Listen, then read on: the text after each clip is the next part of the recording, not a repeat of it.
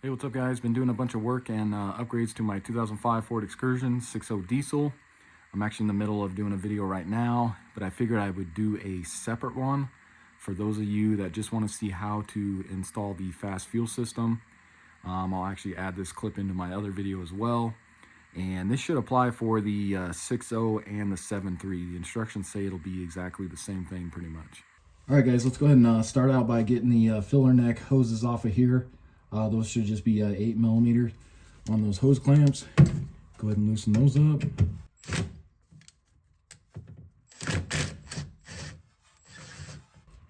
And then you guys might want some safety glasses because you get a lot of dirt and debris that'll fall on you here. So just be aware of that.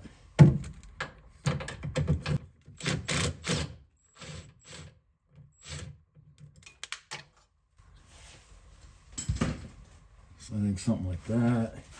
And then see if we can break them free here. These are probably going to be on there pretty good. I think it's been about 5 or more years since I removed these because I had to do a pickup tube on this. So I'm just using a pry bar to kind of just see if I can wiggle these off of here. Just loosen them up some.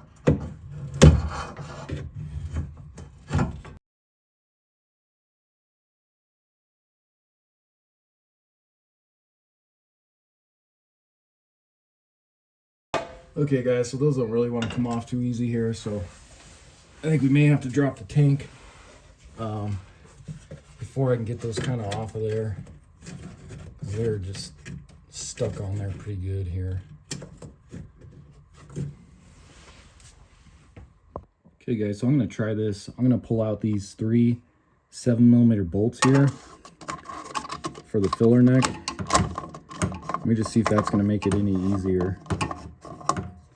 So you can see that's what those look like. So let me go ahead and pull these off.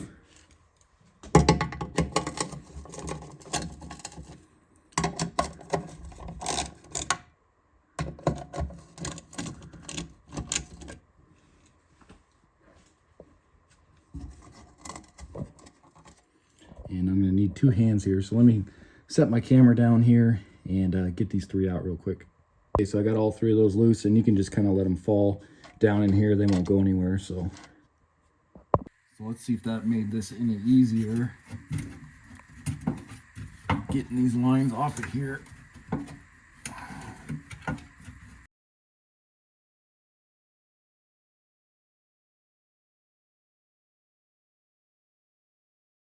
All right guys, so I think I got them somewhat close, but it looks like one of these is tearing, which isn't good.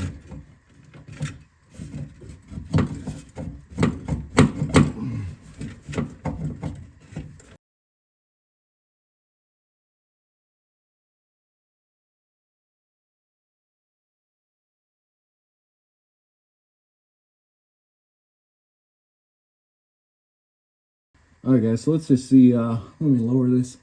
Maybe that'll pop off a little easier, hopefully. So next, grab a 18mm. Let's go ahead and pull these 2 bolts here holding the front of the tank on. This is going to be your differential right here. So go ahead and pull those 2.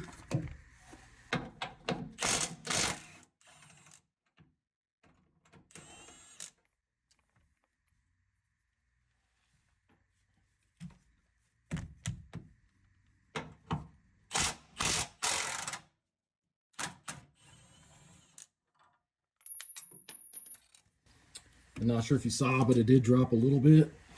But we got the front bolt, or the back bolt holding it still on. So let's go ahead and get our jack under here next. All right guys, so I got a transmission jack that I'm going to be using, but you can just use a regular one if you want, with a block of wood. Transmission jack's just a little easier probably. But let's go ahead and get this jacked up there. Probably just there just to kind of stabilize it a little bit, or you can go up a little bit, and then we can do these other bolts here real quick. So now let's go ahead and undo these 2 bolts here, and this tank is pretty much empty. It's pretty much right on E, but if you guys can plan it to where it's going to be somewhat empty, that makes this job a lot easier. So Go ahead and pull these two. So now I'm going to slowly lower this a little bit so we can get access to the fuel lines to disconnect them. Also, I'll keep an eye on those lines there. Hopefully just dropping this a little bit, we can undo the filler neck tube there. So I'm going to just go down a little bit here.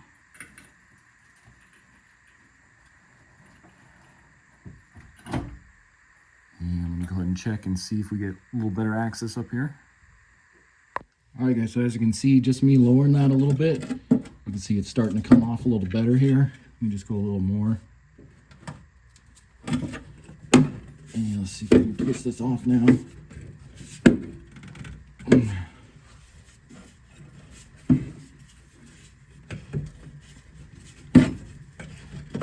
There we go. So then you can just pull this whole thing out of here. Make that a little easier. All right, guys, so when I did the pickup tube on this last, I think I was able to lower this whole thing down to get to those quick disconnect fuel lines.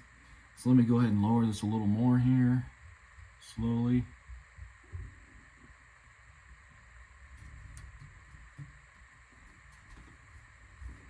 Just watch as you're doing this, because those fuel lines have quite a bit of slack on them. So even about right there, that should give us enough room. So first thing we can do is go ahead and unplug this electrical connector here. So you got a little tab right here. Go ahead and push down on that. And then you should be able to release this.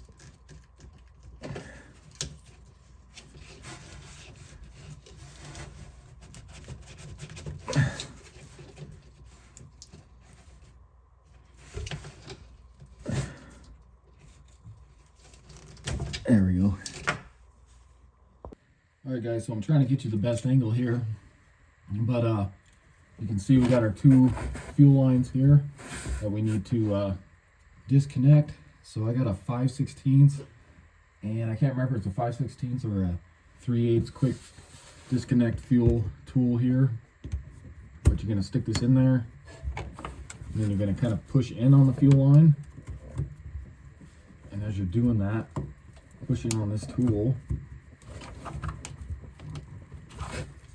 and then you can see that pulls out like that. And let's try this 5/16 on this one as well.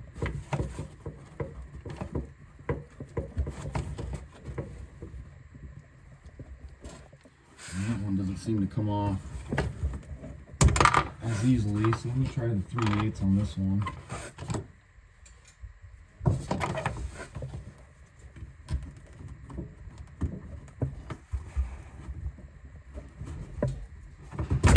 There we go.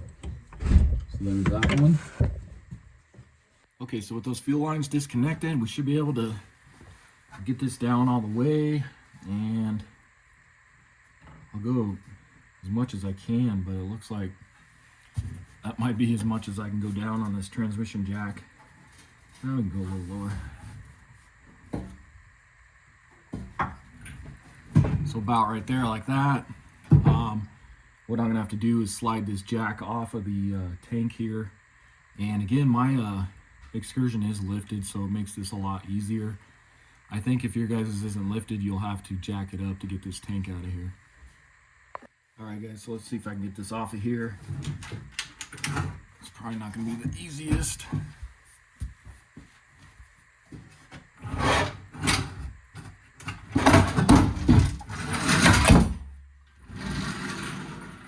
Kind of something like that. So like I said, guys, mine's lifted. Even with it lifted, there's just enough room, but if you guys isn't, you'll want to jack it up before you do this. So then you can just slide it out of here.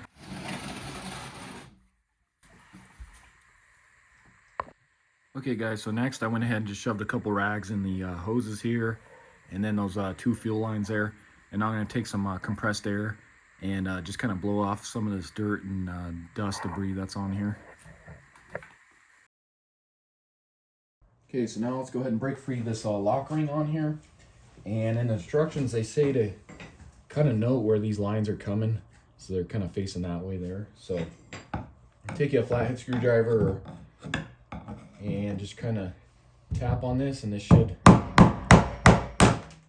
release. Just try not to break the plastic.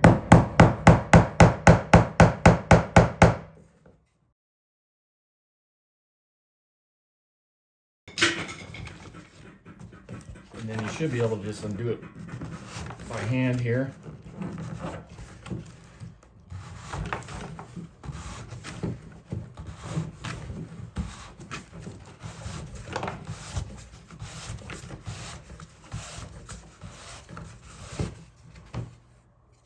Pull that off. And then you should be able to pull this whole thing out of here.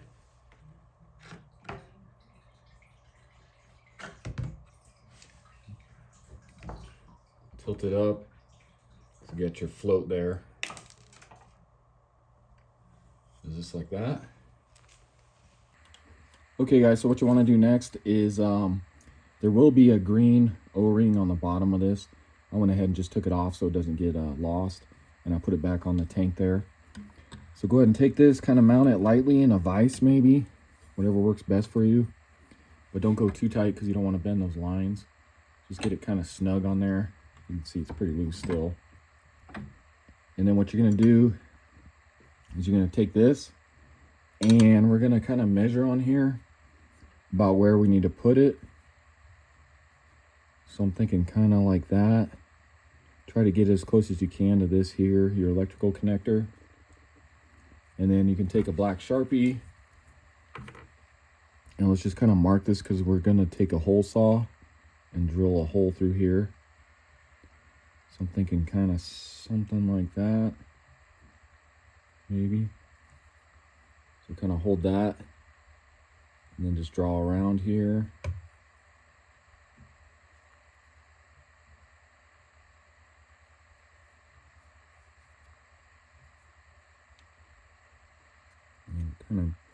Kind of moved there on me, but it's all right. Need a smaller Sharpie to get down in here.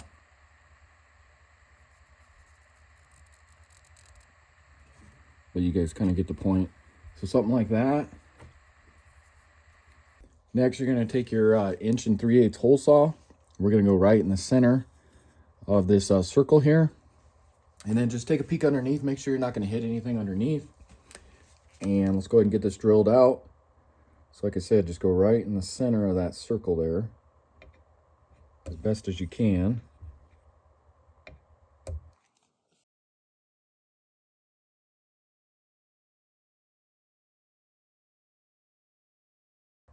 Let me see if I can get it out of this vise here. I'll make it a little easier. Okay, so I went ahead and mounted it in the vise kind of like that. Let's see if that helps it out, makes it any easier.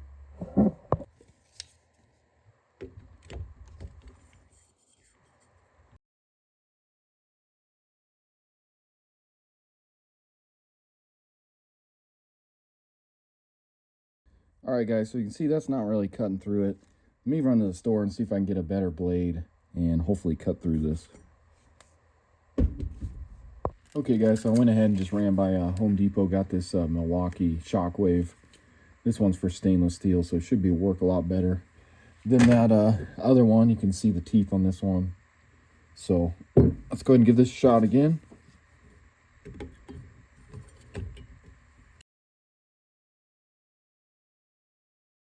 Jeez, and even that one's hard to get through.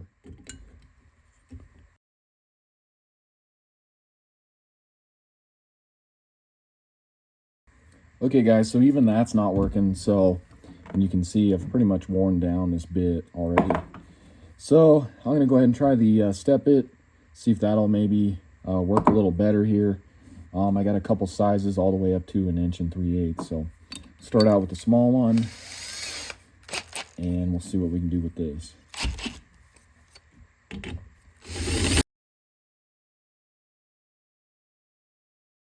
So you can see even that's working a little better, but it's still pretty hard. So keep going at it here.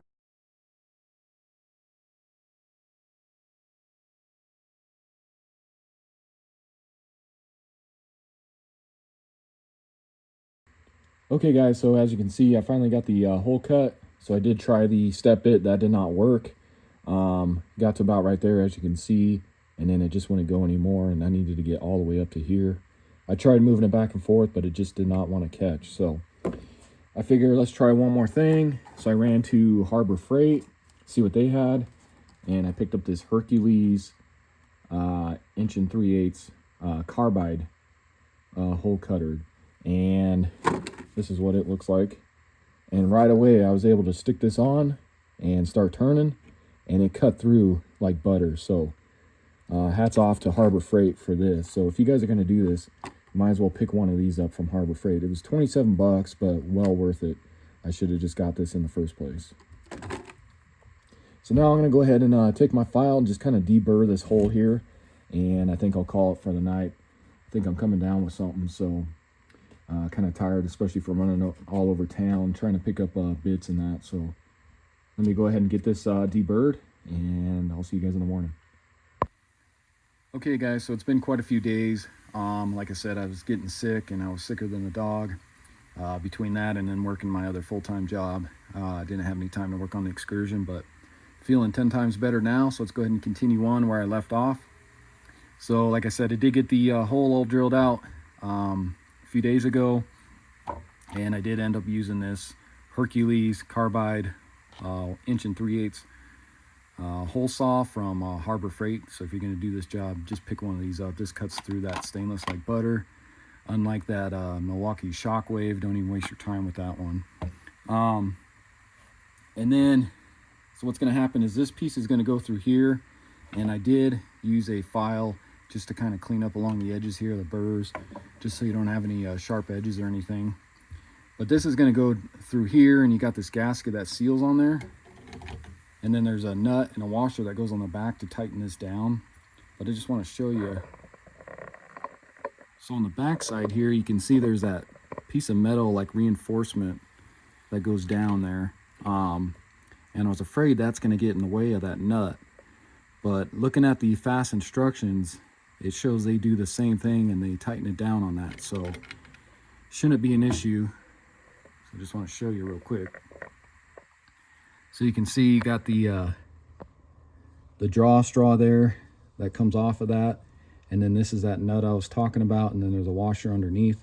But you can see they got that piece of reinforced metal as well, and they're going right on top of that, so that should not be an issue.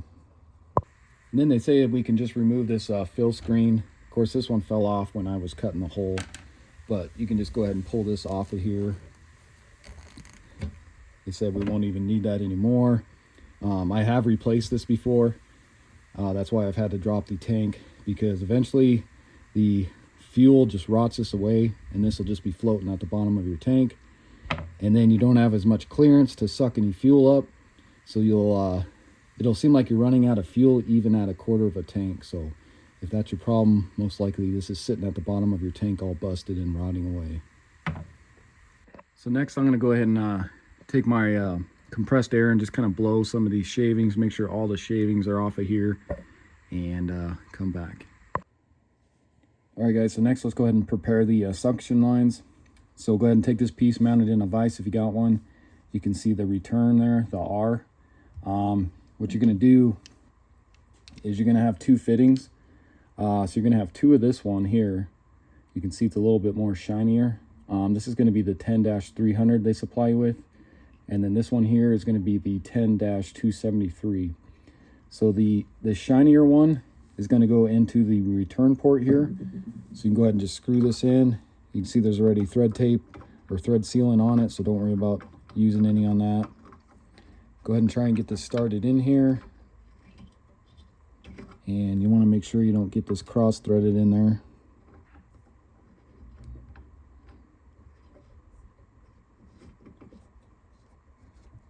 So kind of get that started in there, and then you're going to grab a 7/8 and you're going to tighten that to 18 foot-pounds. So just go ahead and thread it in there.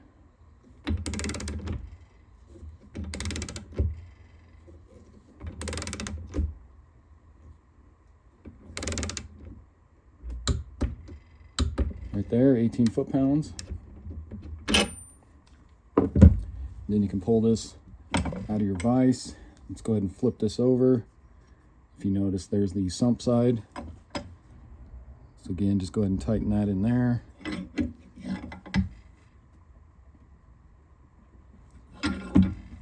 And then we'll stick this other one, the 10-273 in this side. And we'll do the same thing, just tighten that one down.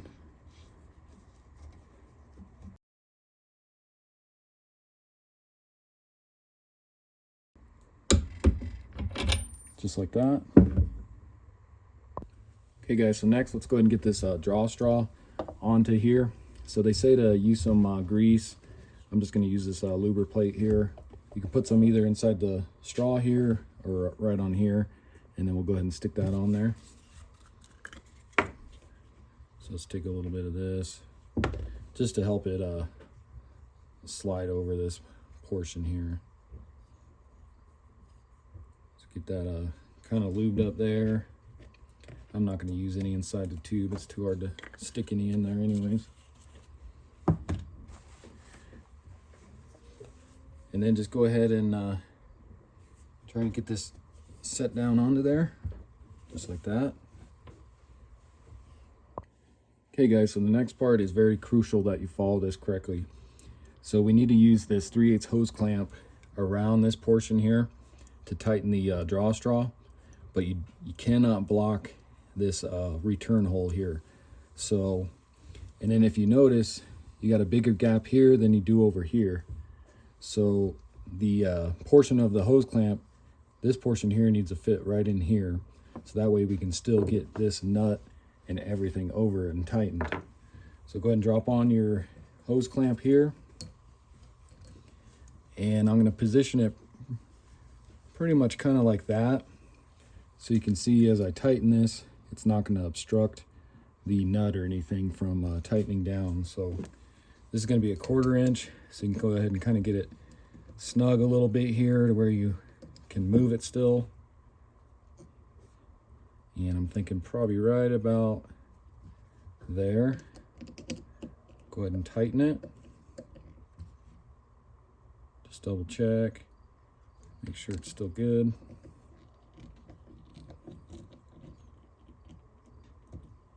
So just like that.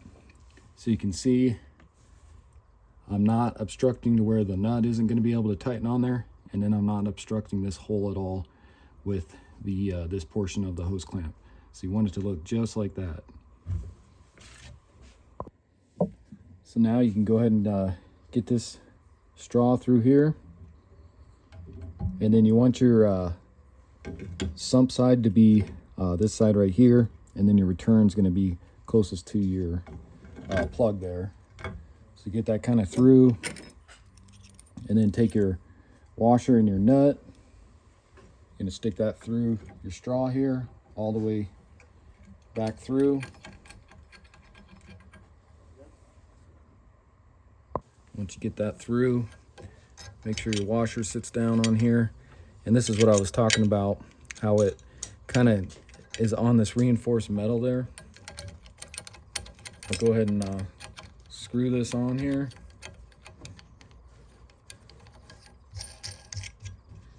Get that kind of started. And then you may have to just maneuver this a little bit, make sure your lines are going to line up where they need to be.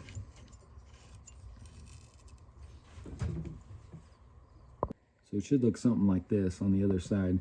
See, we got plenty of clearance here to stick our other end on there and screw it on, and same with this side. And then if you take a look, it's kind of hard to see, but got the R right there, and then your S for sump right there. Next, go ahead and grab a large crescent. Let's just go ahead and get this nice and snug.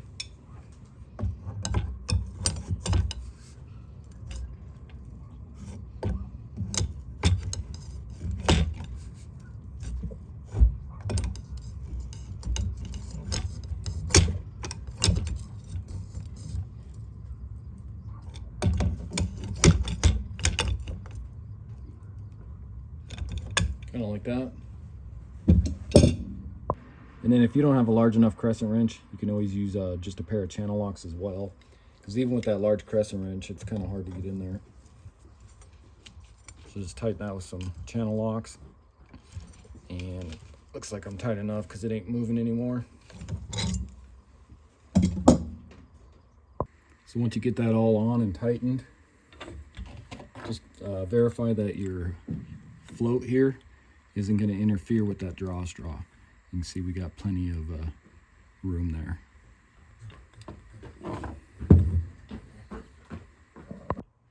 So next we can go ahead and get this back into the tank, and you'll notice there's an arrow right here. So that's going to be facing pretty much this way right here. But you can see there's these two notches in here, so you really can't get this backwards. That's where these two notches on the bottom are going to fit into. So carefully get this back in, make sure it's all cleaned up.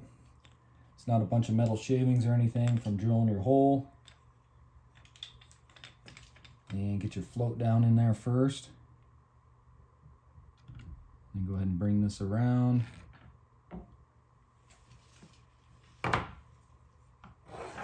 Slowly drop this in, and then again make sure your gasket's here.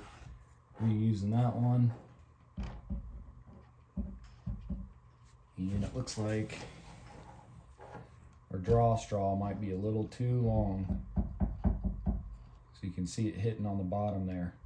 So it looks like we're gonna have to trim some of that off of the draw straw. So let me pull this back out.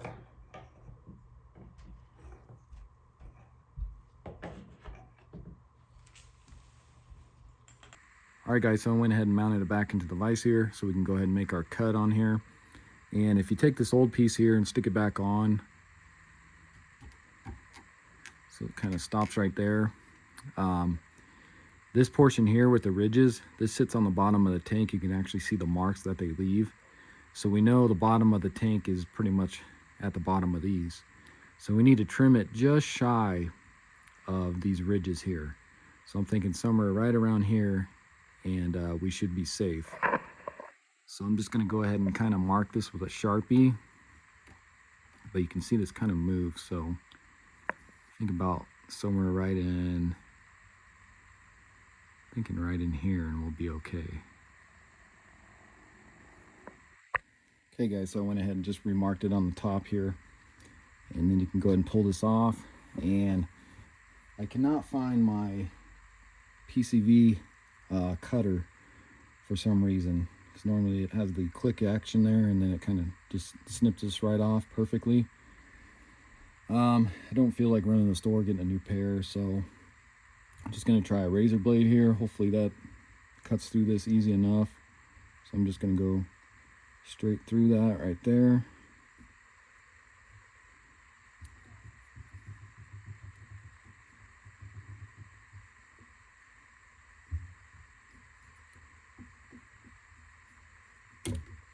Just like that.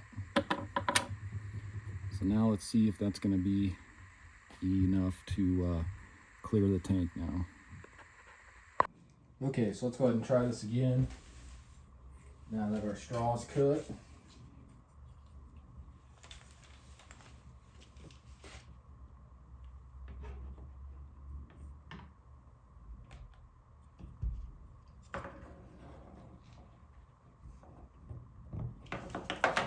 And as you can see, looks like that's going to fit on there perfectly. Just like that. Like I said, you can't really screw it up because those will, so if you sit it kind of off like that, you can see it won't fully seat in there. But if you turn it to where those grooves drop in that were on right in here, you can see that fits perfect. So then you can go ahead and get your lock ring into place, and it's kind of hard to fit it around these fittings, so you may have to lift it up a little bit and then kind of get it shoved over this fitting here.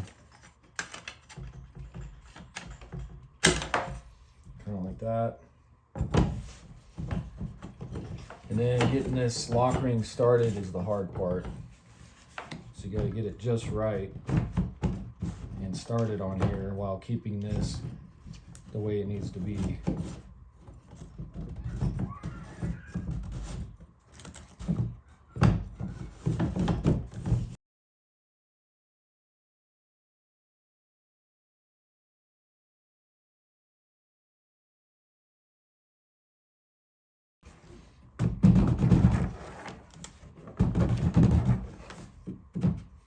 I think I got it there.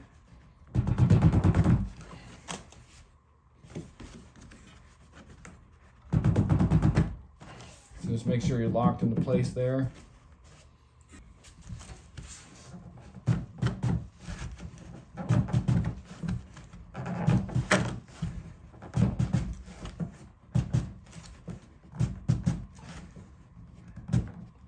Get that as tight as you can by hand. Then take your flathead, go ahead and hit on this. It's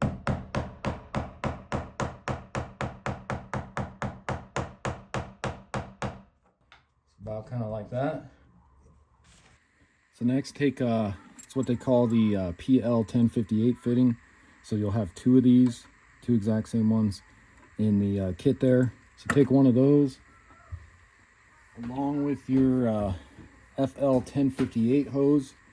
This is going to be the single run of this. So this is going to go onto there. So they say to use a little grease on this as well. You can also use some heat. So I think I may use some heat as well. And just put some grease down along here, because we need to push it all the way down against this yellow stopper here. So throw some grease on there. And then, like I said, I'm just going to use this heat gun here. Just heat the end of this up a little bit, just to help get it on there.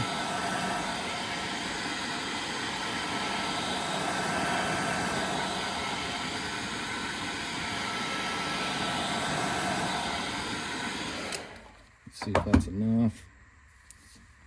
Go ahead and stick this on and slide that down on there.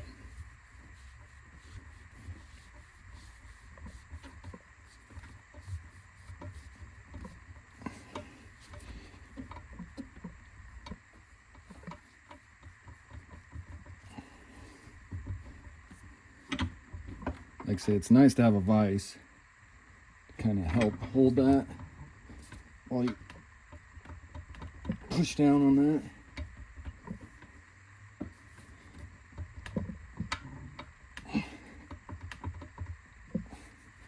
So kind of like that. So next you're going to take your PL 1005 fitting. You'll have a total of 3 of these. So go ahead and stick that into your vise. Get that nice and tight. And then again, I'll stick some grease on this one.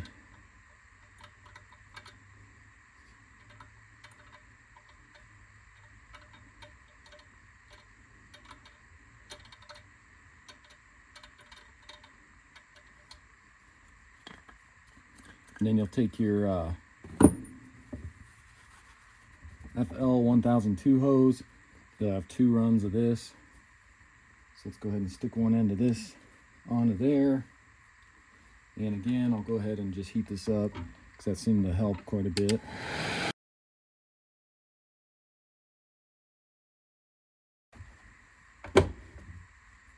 And go ahead and shove that one on all the way to the yellow.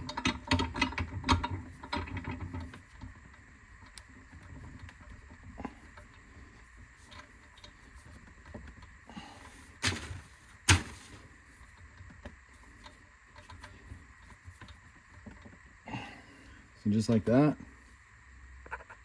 So then come back over your tank here, and the line we just did, the return one, the smaller one, go ahead and get this screwed on here.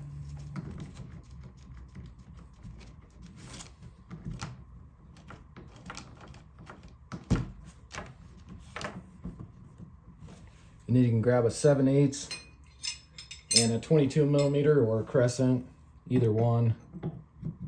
Get on this side here and get on here, and let's just start tightening this up.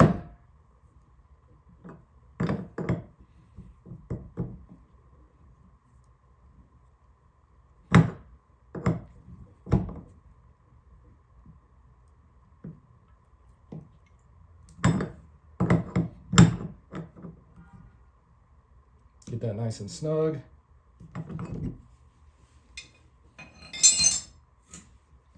Then grab your other hose here. Of course, this is going to thread onto that one.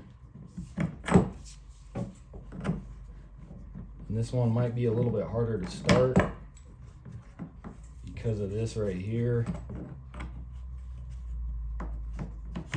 Just try and get that started without cross threading it. Probably would have been easier get this started with it out, but then you can't get your lock ring on, so try and get that one kind of started, and that's going to be a bigger size. Just make sure I can get this started first.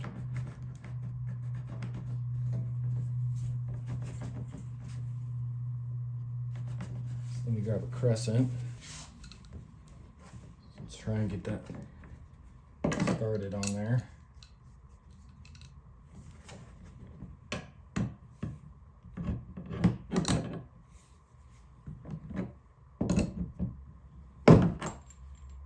Like I said, so you don't want to try and cross thread that.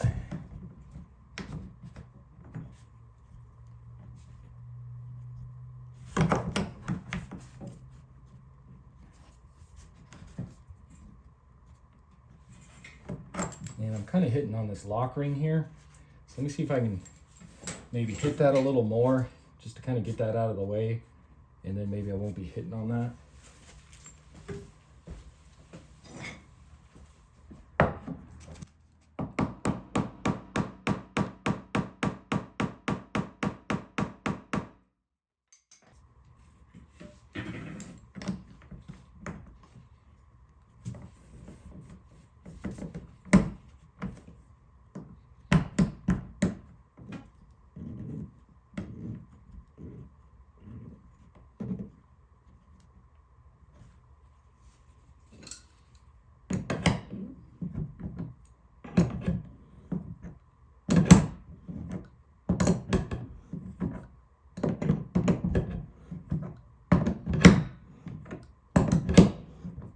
There we go. Finally you'll get it. Just got to kind of hold down on this and eventually you'll get it started. Snug like that. Alright guys, so next we should be able to get the tank back up in there. I just want to show you though, I did replace these two hoses here. I just went by my local Napa and luckily they had a filler neck. I had to cut it down because it did not match perfectly, but it should be just fine.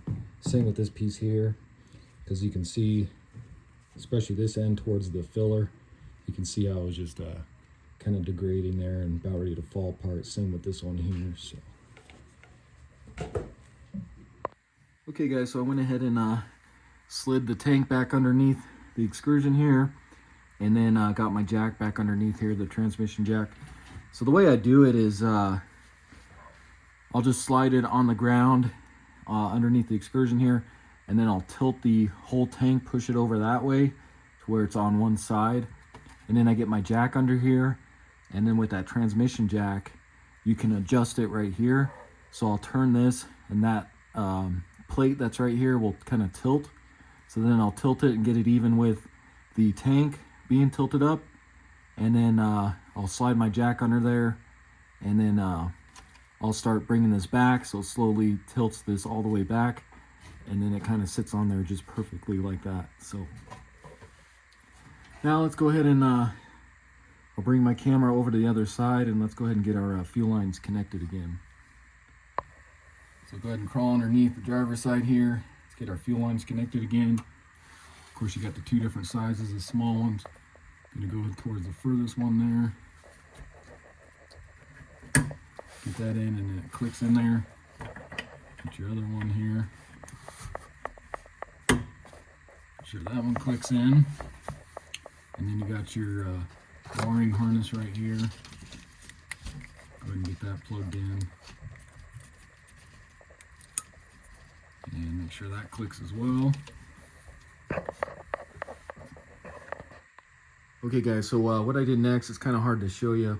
Can't get my camera up in there, but this line here on the back side of the tank for the sump, I went ahead and kind of pulled it, and then if you take it and you go right up through the frame rail here, there's going to be a hole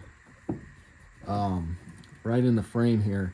You're going to want to stick it through that, and then that'll bring it out kind of by the shock there.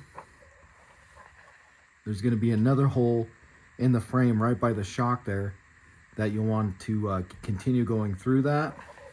And then I already took the return line here, so the smaller line here, and I started feeding that through the second hole as well, right by the shock here. So let me go ahead and crawl underneath the front area there, and I'll show you exactly.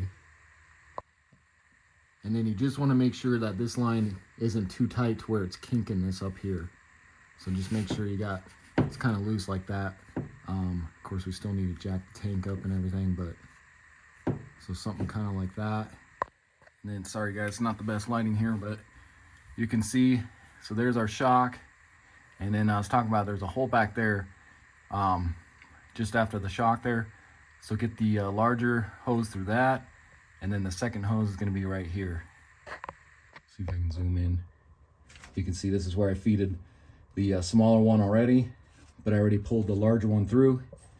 So if you get it behind, like I said, behind all this stuff here, go ahead and pull this one through.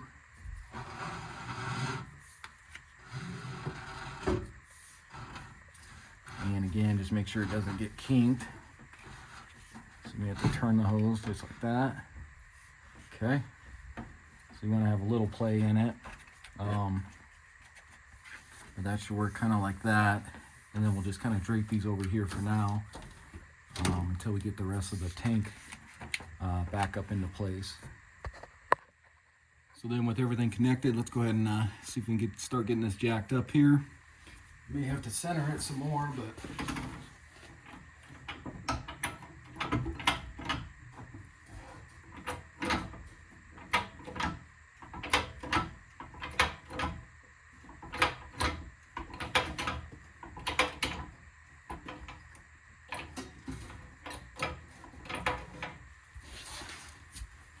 just watch your hoses here. You may have to kind of bend those to get them past that point there.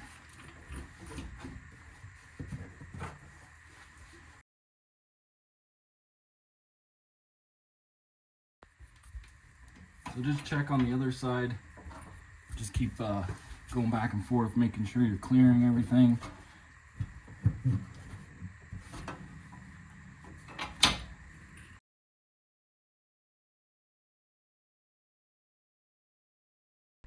So then just make sure your two lines came up through, so that looks good. And I'm thinking I might get these on now before we tighten up the bolts and everything, just in case I need to lower this any to get it started onto the filler neck that goes to the outside there. So let me grab that.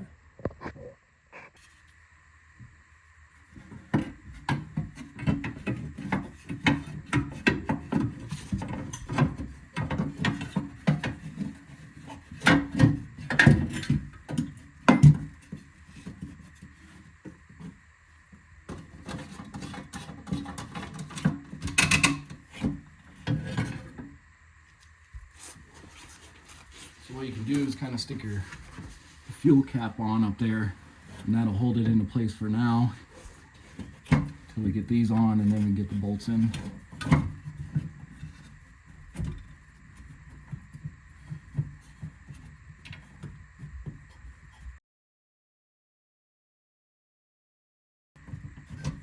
Alright, maybe just sit up there, so it's going to be hard to show that on camera. Okay guys, so I had to do that off camera because I had to get myself pretty much up in the fender here and maneuver that around. You can see I finally got that on. It's not very easy, but got those tightened, and then I went ahead and tightened up all three of those bolts that we took out for the filler neck, and then I got my gas cap back on there. So now let's go ahead and see if we can get all four of these bolts to hold the tank up real quick. So I'm going to start out on these ones right by the hitch here, and you can see we're kind of off, so you may need to kind of maneuver it a little bit there, and we still need to go up some, but I'm going to see if I can just lift it by hand here and then get this started with my 18 millimeter. So kind of right there like that. Just kind of get it started. I want to make sure I can get all four in before I totally tighten them down. So do the same to this far one over here.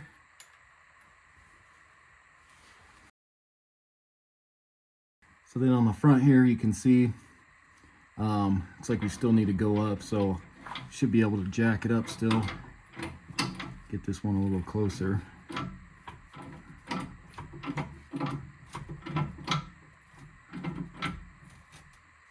kind of like that.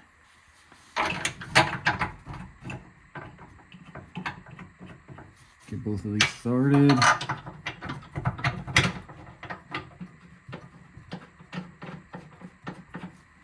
And let's go ahead and tighten those up.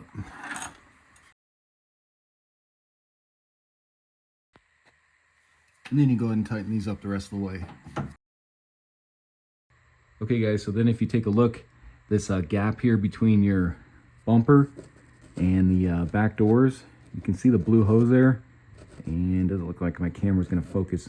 We want to make sure those aren't pinched or anything, that blue hose. Let me see if I can get you guys a better angle here. Alright guys, so here's a better angle. Of course, this is our leaf spring, and there's our filler neck hoses.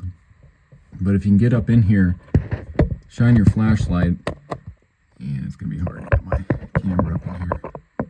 But anyways, you'll be able to see that sump hose, it'll kind of wrap around just a little bit, touching the body there, but you just want to make sure that when you jacked up the fuel tank that you didn't kink it or anything, and it moves freely. Of course I got to move my light, but I was going to show you guys that it does move freely. I just can't get my camera high enough, but you can see it kind of loops there a little bit and goes to the top of the tank. So now that that's all good, let's go ahead and drop our jack here. Get that out of the way. And then you can double check this other line as well. This one won't get pinched as easy as that back one there. But you can see mine can just still move around freely here. So I know that isn't pinched or anything from jacking the tank up. Okay guys, so next go ahead and get your Fass unit mounted into your vise if you can. And then you're going to take this 10-300 fitting. That's going to go in your E port there. So go ahead and get that started in there. And then again, we'll take our 7/8 and tighten that down to 20 foot-pounds.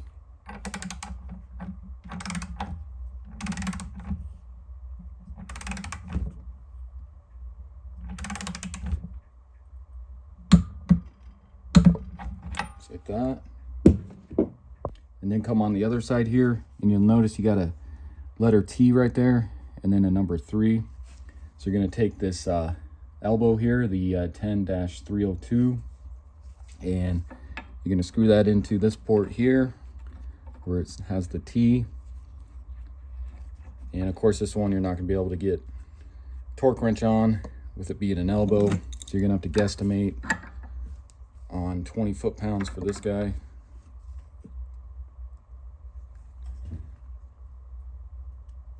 And in the instructions, they show it pointing kind of upward like this.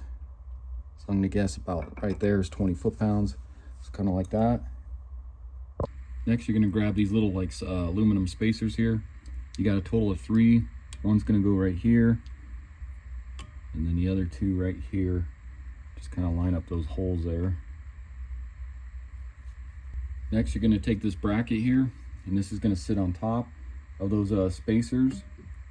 You kind of have to hold it, and then you got these 3 bolts here that they consider the 1/4 inch by 20 by 13, and you're going to want to go ahead and stick these through Get them started in there. Same with these two here.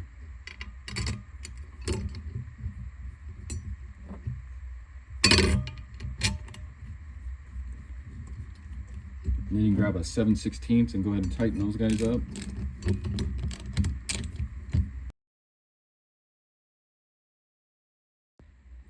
Okay guys, so in your kit, you'll want to locate this piece here, and then there's this like rubber piece. So locate those two, this bracket here, and then you got this single bolt along with this single washer. There's only going to be one of these and then one of these. But if you notice in your pack, you got a bunch of different ones. So just locate the one, and then this one that's kind of different from these washers here. And then we'll go down underneath the vehicle, and let's go ahead and get this mounted. Okay guys, so go ahead and crawl underneath the driver's side here. And then right before the driver rear wheel, of course you got your leaf spring here. And locate on the frame rail here this larger hole, and then you got that smaller one. We're gonna go through this larger hole. So take your bolt with your washer here, and then take this bracket, you're going to stick this through, and this is going to go up through that hole. So kind of like that. Take this other bracket here along with this rubber piece, stick that on, and if you notice there's threads through here, so that bolt there is going to thread through this bracket. And then you got a shorter end and a longer end. The longer end is going to go towards the front of the vehicle. So go ahead and get this kind of up in here, and let's see if we can get this bolt started through this bracket.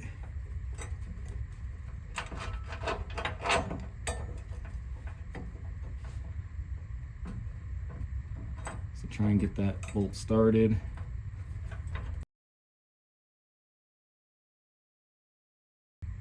So once you get it kind of started on there, that bolt's going to be a 3/4 or a 19 millimeter. So grab your wrench or socket. It's going to be hard to get on there, but you can get a wrench. And let's go ahead and tighten that up.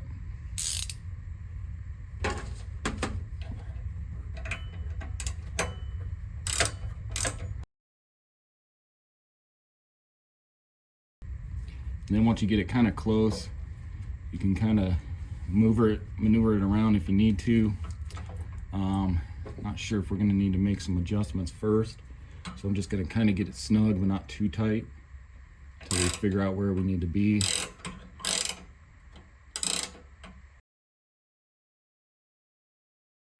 Okay guys, so next you're going to take this rubber bracket here, and the way this is going to work, it's going to go in between this and our Fass unit here. So we'll grab that, and then you want to grab those 4 bolts that were in the kit with the 4 washers, these ones here, and then the 4 nuts as well, because that's going to hold the unit onto this bracket here. So get those kind of ready, and then grab your unit here. So like I said, this is going to mount just like that, but we need to get this rubber spacer in between here. So you're going to put that on there kind of like that. And let's just go ahead and get a couple bolts through to kind of hold this on here. So get that through like that. Grab a nut. Get one of those started on the back side here.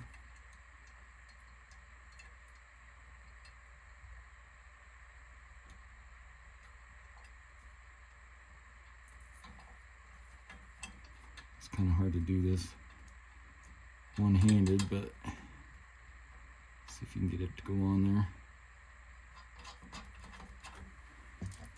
Get another one through here.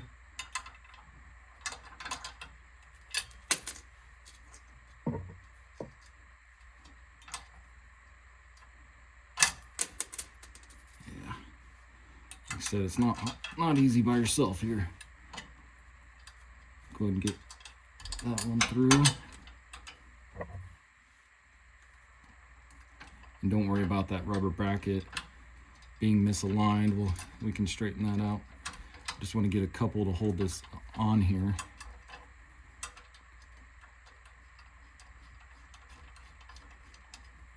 It's kind of like that.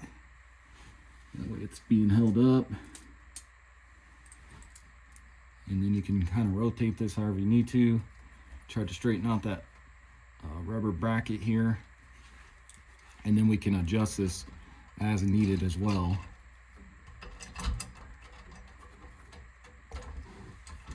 So just get those other four at least started on here.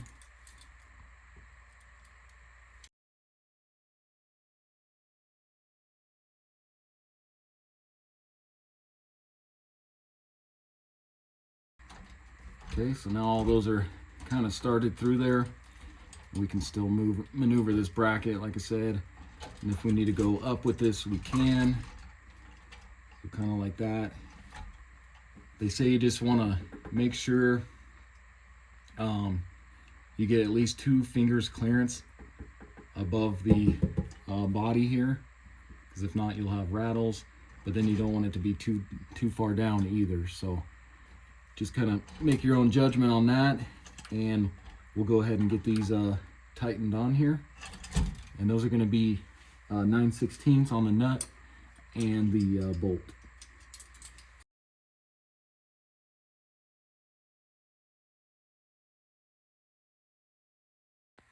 Okay guys, so I got all those tightened up, and then before I tighten these ones, I went ahead and that 3/4 bolt here for the other bracket to the frame rail, I loosened that a little bit.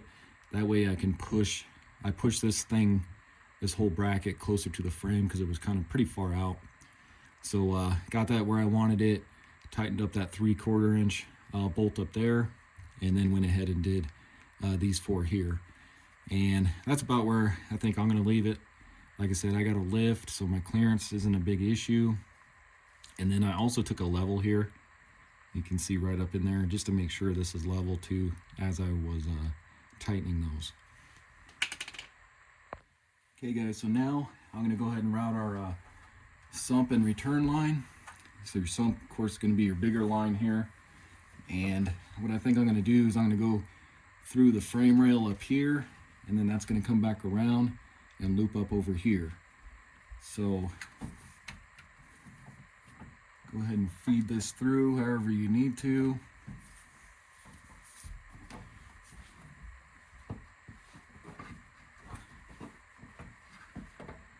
So like I said, I'm going to try to come up through here.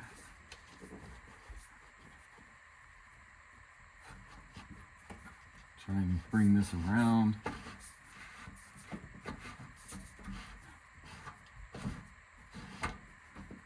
To where it's kind of like that.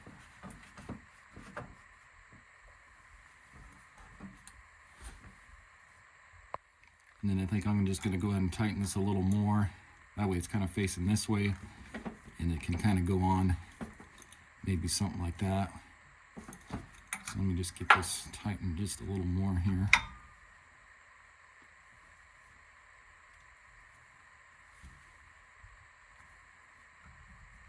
So I'm thinking kind of like that.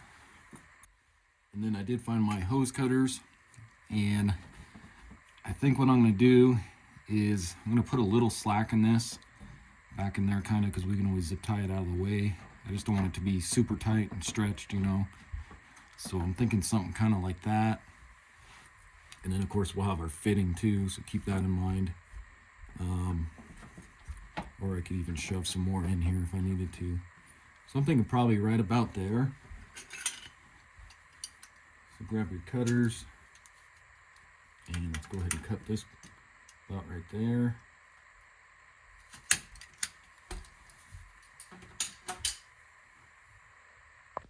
So then once again, take your larger fitting here. Should be the last one of these. Put some grease on there. Get that mixed around so that hose slides on there nice and easy.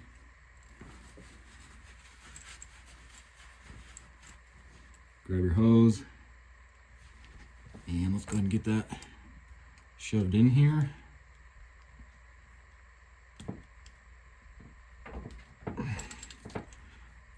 Again, it's going to be pretty hard, so I'm going to heat that up.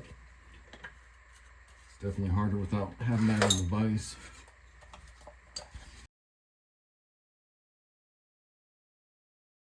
See if that's enough.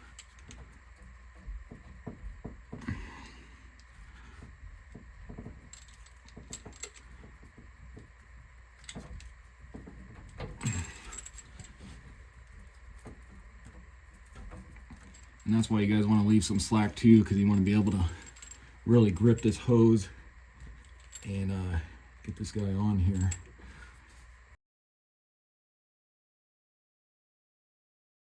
And let's see if I can use the body to help hold it and shove it on.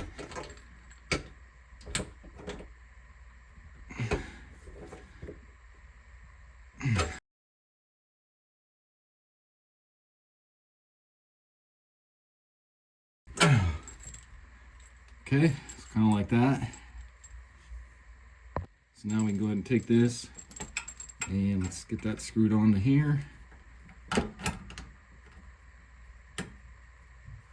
And you can see it looks like it melted that a little bit when I did that last, but that's all right. Go ahead and get that screwed on.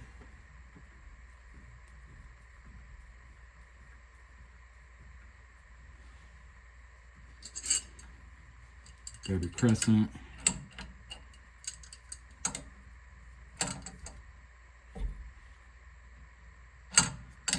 And get that nice and snug.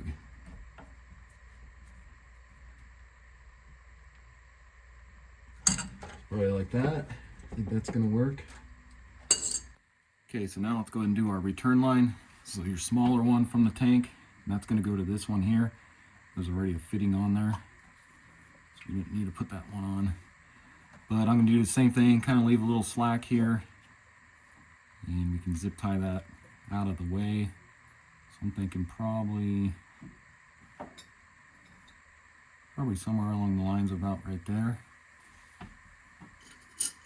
Take your hose cutters, same thing, go ahead and slice these off.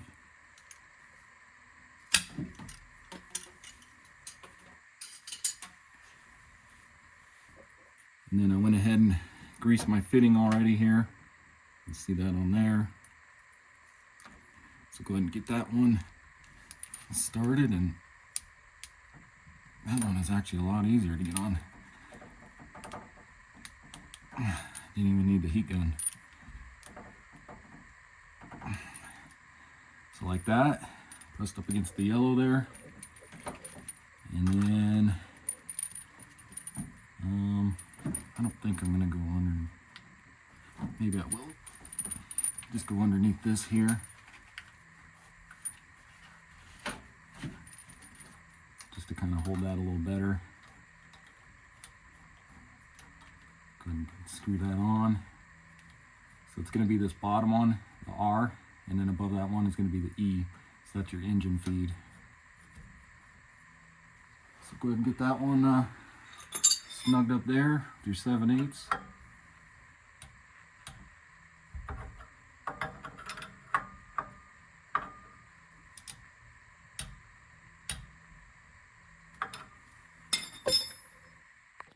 Okay guys, so I missed a step.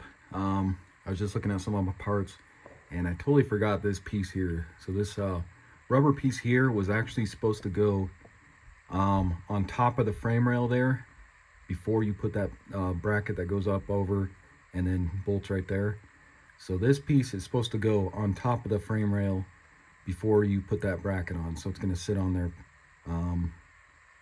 like this. So I'm going to go ahead and just pull that 3/4 inch bolt there, and hopefully I can get this kind of slid under there, and then go ahead and tighten that back down. So don't forget to do that when you're putting this bracket together on the frame rail. Okay guys, so as you can see, I got that rubber piece back underneath the frame there. It's kind of a pain to do, especially with the whole assembly assembled now. But I like to do things right, so just don't forget to put that rubber piece in when you start assembling this whole bracket thing. So next, work your way forward till you get to the factory lift pump here.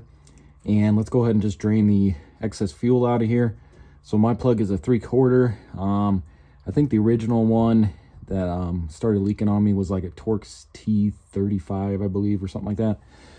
But just go ahead and loosen up this plug and let's go ahead and drain the fuel out. And some will have like a little knob you turn as well, just depending on the year. Go ahead and get that out of there.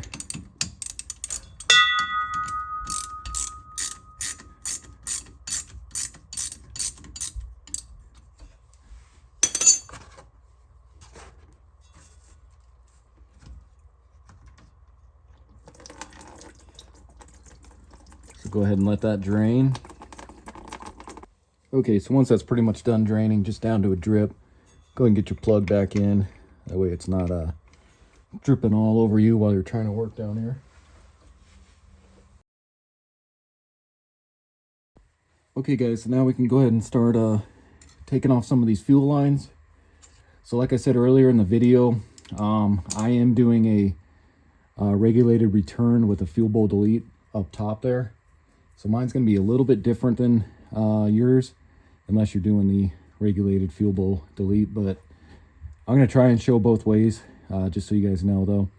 So you got 4 lines going into your factory lift pump here. So this the top ones here, these 2 top ones are going to be the return, and then your bottom ones here are going to be your engine feed. So this is going to go straight up to your engine. So what we're going to want to do is disconnect this one, and then we're going to attach a fitting that'll go into this where the blue hose will come out, and then go back to your Fass where the E port is for engine, and that'll feed your engine. But they also want you to take this one off and then stick a plug in it. So let's go ahead and take this one off. So you can see you got this blue tab. I think you can see you can kind of push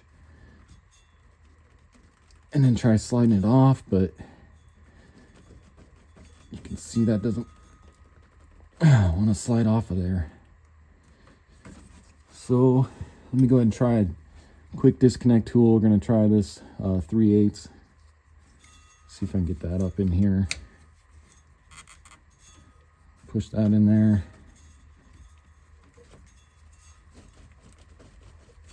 And that doesn't even want to work.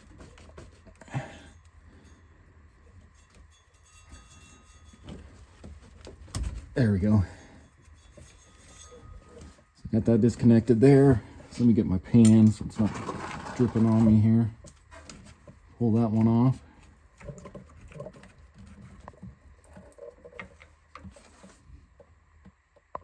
Once that's done dripping, you're going to take this plug they supply you with, and then you're going to just go ahead and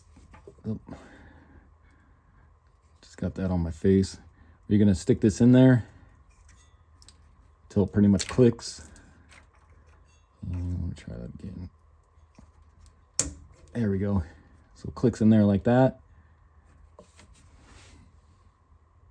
So next you want to disconnect this fuel line. For those of you guys that are watching the other video with the regulated return, you will not have to undo this one if you don't want to, unless you're looking to get rid of this line totally. But what you'll do is pop that up kind of like that, and then you're going to slide it forward. That's just kind of a locking tab. And then get your 3/8 fuel line disconnect tool. And I will put a link in the description for these. Super cheap on Amazon. But same thing, you'll stick that one in there. Once you get it in there, go ahead and pull this fuel line off.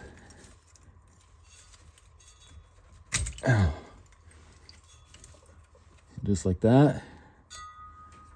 Take your tool off of here. Okay, for you guys that are not doing the fuel bowl delete, what you'll want to do is you're going to have 3 of these that they supply you with, and you need to pay close attention because there is 2 different sizes. So you got 2 that are going to be the same, the smaller diameter, and then you got this larger one here on the left. So you want to take this one, and this end here is going to click into this fitting here that we just disconnected. And then what we're going to take is our blue hose. Your blue hose is going to fit over this, and then we're going to run that all the way back to the Fass fuel system. So you'll take your blue hose, like I said, and go ahead and get this shoved into here, just like that, and then you'll stick it into that one there, and then take that all the way to the back of the Fass fuel system. So then you'll continue to run that blue hose. You can go back behind this cross member here and then back around, and then you're going to kind of loop it, and you're going to go up into this fitting right here. And then of course you'll have your last fitting that you'll get your blue hose onto, and then you can go ahead and screw this into place. And that'll be the E on the back side here. Okay, for those of you guys that are doing the driven diesel fuel bowl delete, I'm gonna have to pull this one because the one they supply you with, this will not fit onto here. Because if you notice, the diameter of the fuel bowl delete hose is a little bit different than this blue hose. So go ahead and pull this with your 7/8. Get that one out of there, and then they do give you a bunch of these different fittings to see whichever one works. They give you a whole bunch because some are for the Air Dog or Fass or the driven diesel one. So find the one that works, which is probably going to be this larger one here. Let's just find out. Get this off of here, because this end will be the same on all of them. It's just this is going to be different. So see if that'll thread it into this port up here. And looks like that's going to be the one. But before I go ahead and tighten that, I'm going to go ahead and get some thread sealant on these real quick.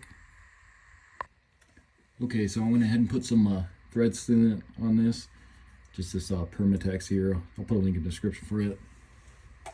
So go ahead and get that screwed in to that port there. And then that's going to be a 7/8 as well.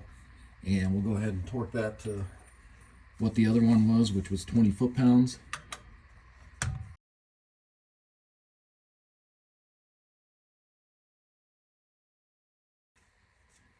And then as you can see, this will go ahead and screw onto here like that. But first, let's go ahead and get our hose routed. So like I said, I'm going to take it and I'll probably loop it around, and then we'll come on the back side here and then through this cross member. So I'll show you guys that. So go ahead and take your fuel bowl delete line that driven diesel supplies you with. And like I said, I'm going to start back behind this cross member here, and then I'll probably do something kind of like that, and then I can zip tie it here to this, or zip tie it to this one, because you don't want it to be kinked. But before I do that, kind of know about where it is. Let's go ahead and run the rest of this up to the fuel bowl delete. So again, just continue along, going underneath the frame. Whatever you guys think is the best way to route it.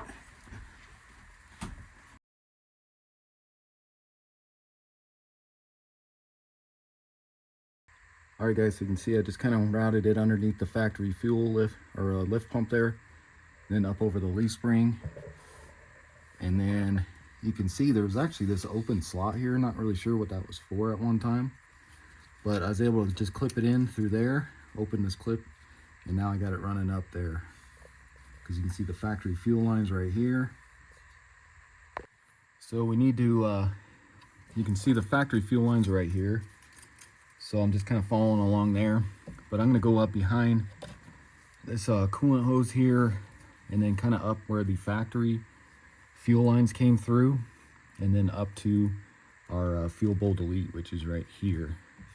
Kind of hard for you guys to see it, but get that out of the way here. So right here. So go ahead and get this shoved underneath here in this cooling hose. Try to feed that up without it getting caught. Might have been easier to feed this downward, but get my light out of here.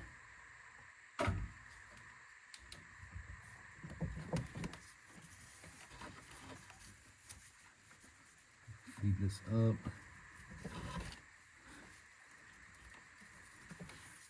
See there, kind of like that.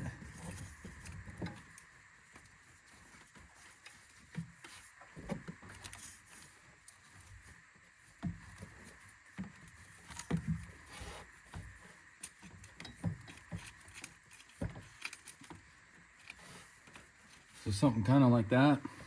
I just wanted to make sure we're gonna have enough hose, which we got plenty. So I'm not worried about that now. So now let's go ahead and get it connected onto the fuel bowl delete there. And then we can go down below, pull on some of this excess and get some of it trimmed off and get it connected to the Fass. So just like the Fass fittings, this one here, you're gonna have this elbow, which will screw onto the top of the fuel bowl delete there, and then the hose is gonna come off of that. So gonna take some grease again, put that on here just to help it slide on. Get that mixed around.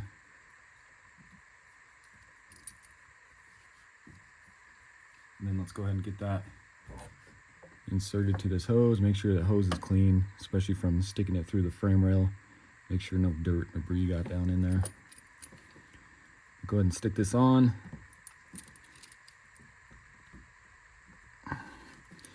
Again, get it all the way to the yellow there.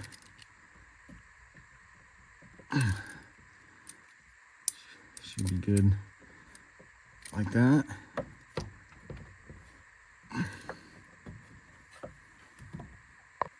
So then go ahead and take your hose, and you may have to just shove some of this down in there because we pulled quite a bit through.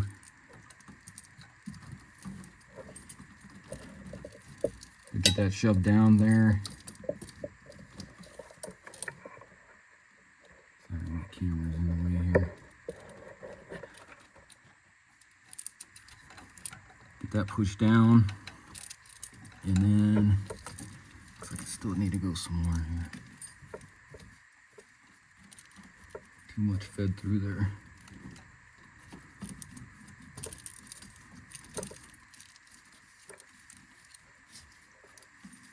And we're going to connect that to the fuel bowl delete right there. So move your line out of the way, pop off this cover.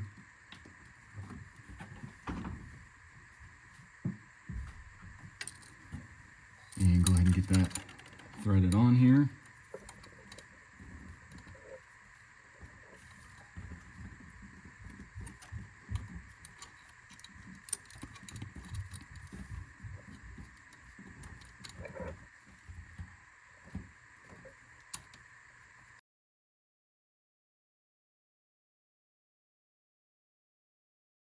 Okay, so get that started.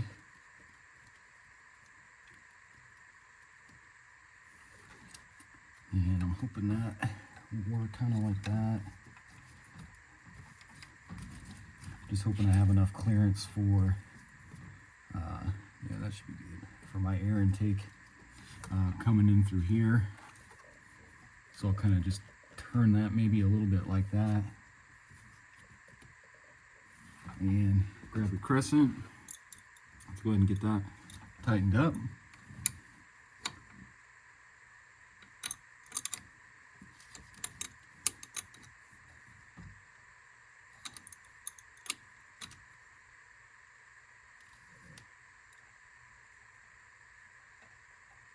Like that. Okay guys, so I went ahead and just kind of fed the rest of that back to where we have all of our excess on the back here. So this is about how much we got left over. So we probably have about the same. And again, you don't want it to be tight, so you want to leave a little slack just in case, because at the end we'll zip tie everything up so nothing gets kinked or anything. But let's go ahead and disconnect this, or cut this piece here, So like I said, I want to route this kind of something like that, and then we can zip tie these two together. You just want to watch this in. Like I say, you don't want that to be kinked, so that's why you want to leave a little slack, so that way it doesn't kink. So you may even do something kind of like that. So I'm thinking right there. Let's go ahead and try that.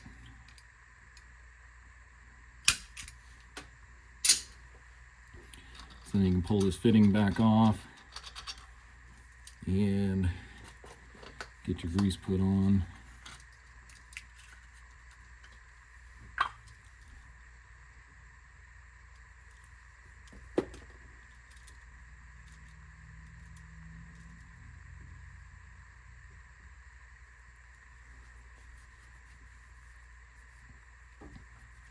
And let's go ahead and stick that on there.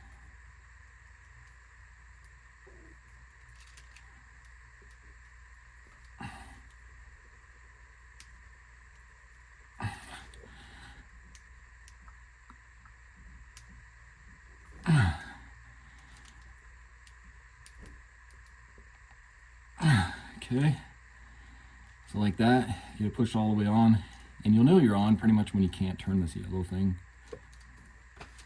So then go ahead and get this threaded on.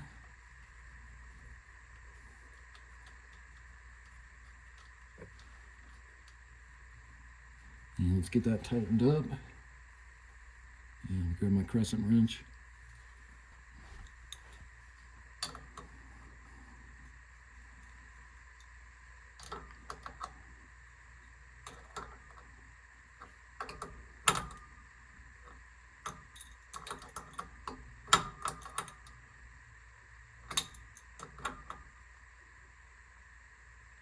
Just like that. Okay guys, so now for the return. And like I said earlier, so if you guys aren't doing the regulated return, this would be a blue hose, and then that would be going into this line here with one of these. So they would end right here instead of going up to the fuel bowl delete. So really, I could put this line back on if I want to, but I'll just leave it disconnected for right now. So now we need to undo these two top lines up here on the lift pump. So let's go ahead and do that.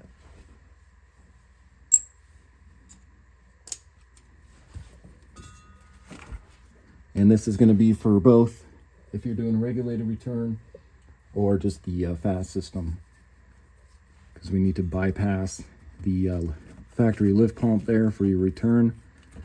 So go ahead and snap this off here.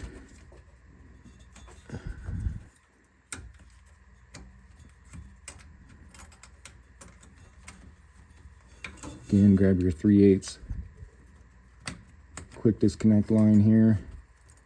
Get that shoved in there. Pull that line off.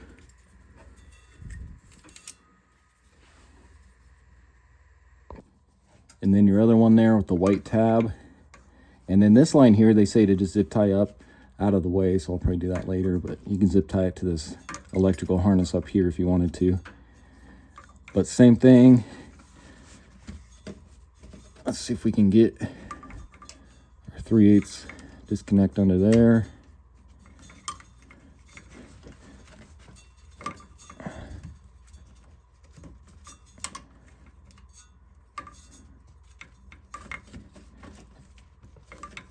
And that one seems a little harder to get off there.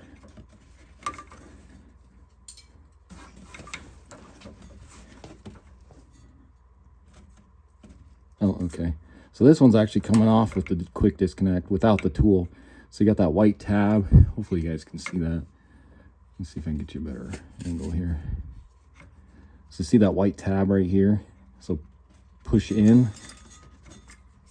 So push in on the line, push down on that, and then try and pull this off.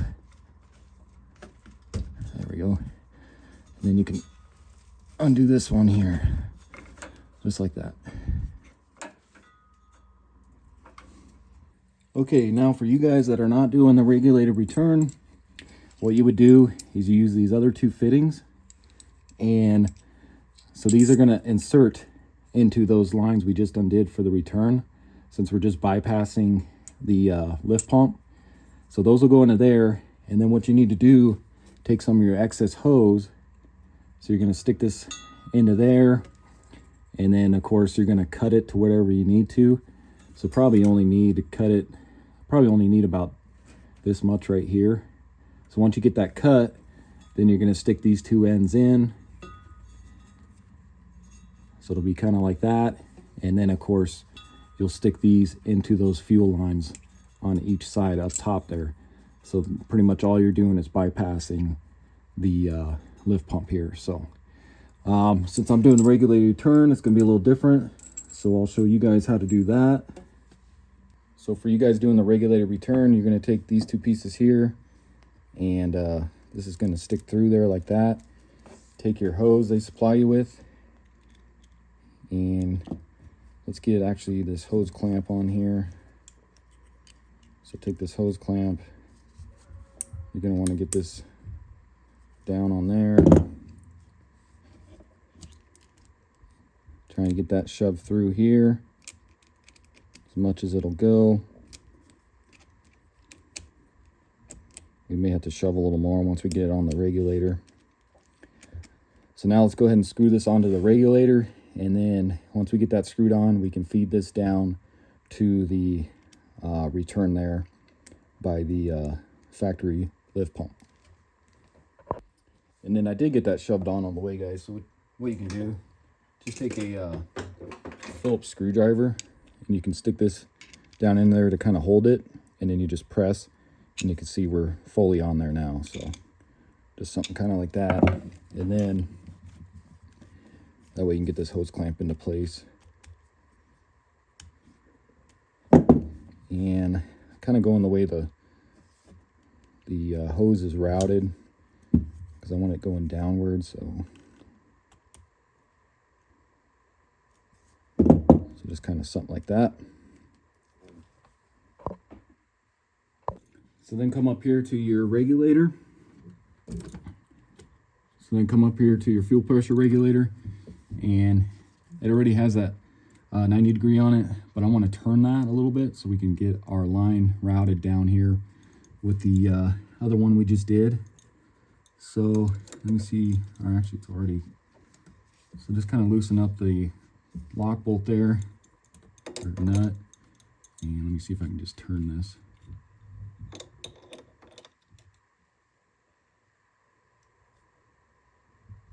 So I'm going to turn that kind of like that. I didn't really want to loosen it, but I don't know if I could go all the way around or not.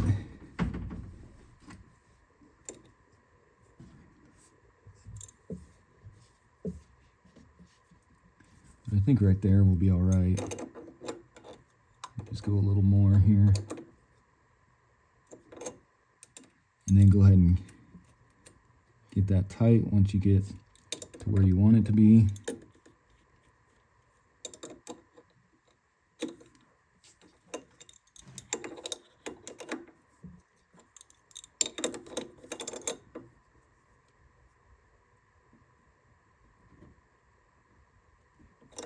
That. So then you can go ahead and take what we just assembled and I think I'm going to route this under here like that.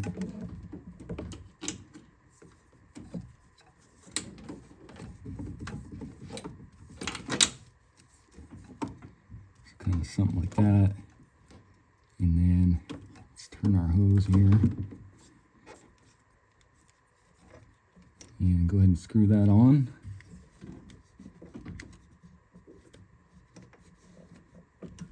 So watch your EGR wires there are kind of in the way.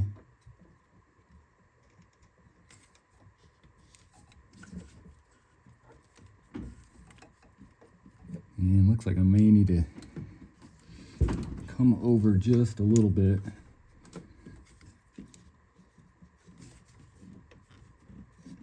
Unless I can get it started here. And there we go. So go ahead and get that started on there. And snug that up.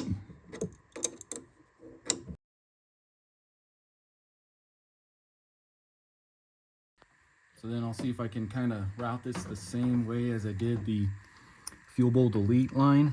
See if I got enough to get down below there. I'm hoping we could do it that way.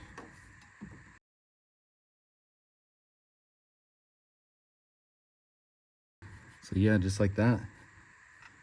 Again, leave a little slack up here if you can. And let's go kind of en route with the factory fuel lines or the one we just did to the Fass. Get that kind of fed down there.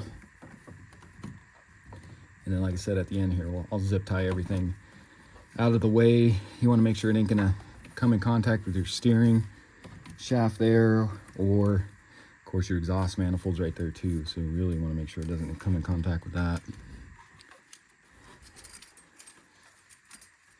And then I haven't decided whether I'm going to keep the old fuel lines in here for now, or maybe I'll just rip them out later. Kind of something like that. Okay guys, so for the this hose, there really isn't much excess to really trim off. So I don't think I'm going to trim this one. I'll just zip tie it up out of the way. So, because you can see, really they don't leave me too much. So what you want to do is you're going to stick this piece in there, but first you want to go ahead and grab your hose clamp and your pliers here. Just get that around here.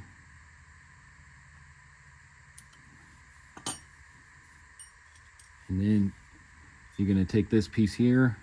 This is going to fit into there. Make sure you get that on all the way. And then get your hose clamp into place.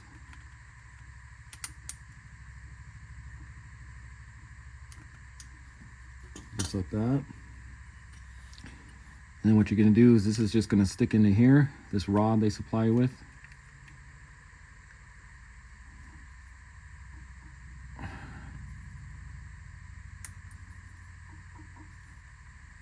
And should just go in there unless I did the wrong end.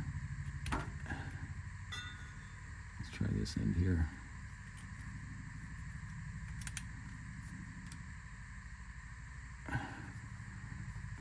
Maybe I'm just not in all the way. So get that stuck in and let's see if we can. You can see that doesn't want to. Not sure what's going on here.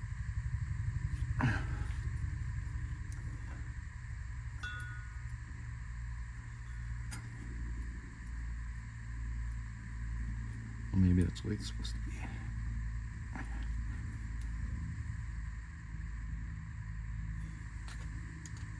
There we go.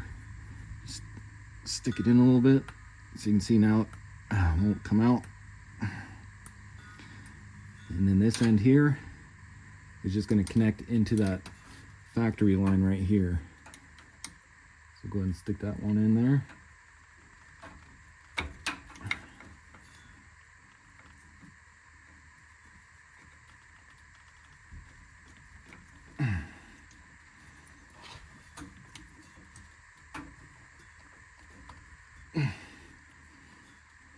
So just make sure that's on there.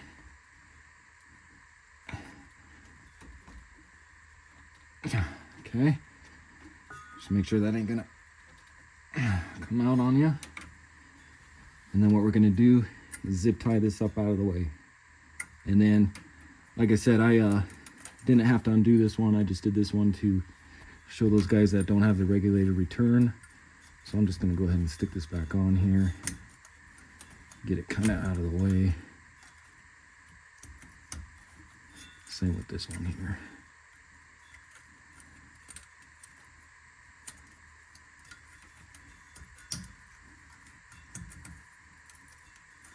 Just so those are out of the way. But at the end, I'll go ahead and zip tie all this up here. So now let's go ahead and move on to getting the Fass wired up.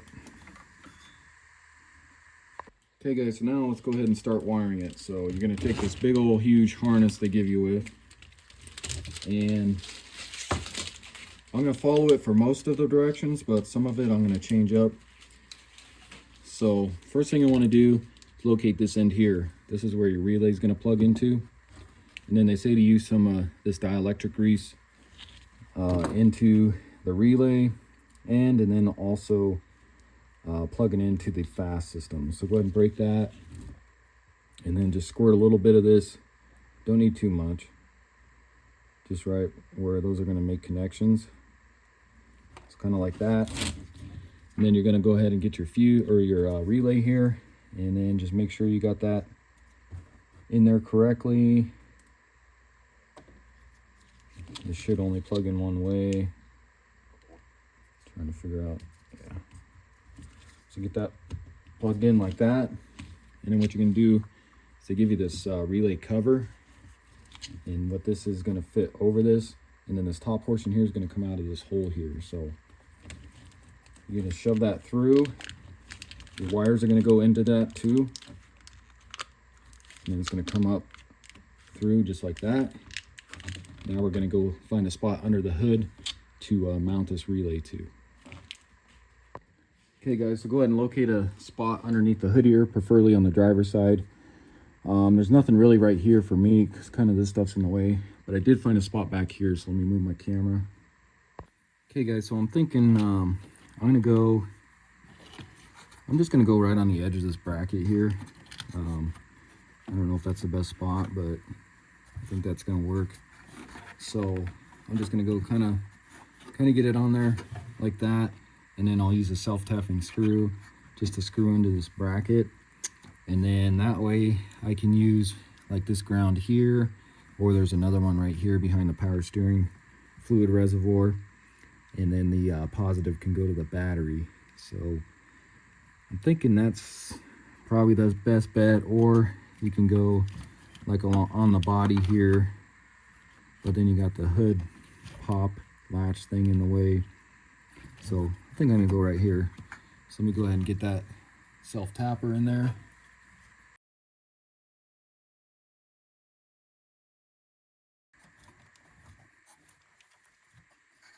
So there's something kind of like that.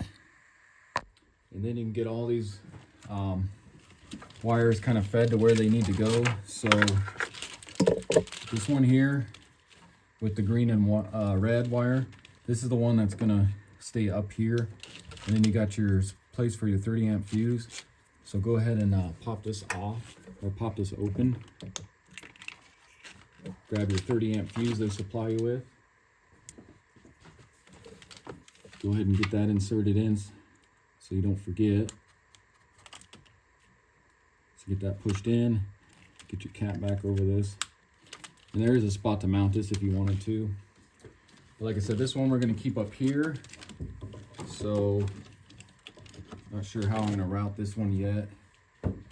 Like I said, the green here, I'll probably just go to this ground wire right here. So that green one will go there. And then this red one's going to go to the top of our positive battery cable here. So the rest of these, of course, this one here is going to be the one that plugs directly into your Fass system all the way in the back. And then this other one with just the single red wire, this is going to be your key on switch. So Fass, in their instructions, they say to route this into the cab there, and then find a fuse that becomes hot with the key on. I'm not going to do that. The way I'm going to do this is I'm going to unplug the factory lift pump power wire there, and I'm going to wire this directly into that wiring harness that plugged into the old factory lift pump. That way I know that one's key on, and if you're sitting somewhere, you know, in a parking lot waiting for somebody that's shopping, and you listen to the radio or whatever, and you have the key on, that way it's not going to burn up that pump and run forever. So if you hook it into your old factory harness for your lift pump, that will not happen. So let's go ahead and get this one fed down along with the one that goes directly to your Fass. I'm going to feed that down kind of under all these other wiring harnesses. I mean, you have so much wiring over here, and then you can go down below your hydro boost line here. So let me go ahead and start getting some of this stuff shoved under all that.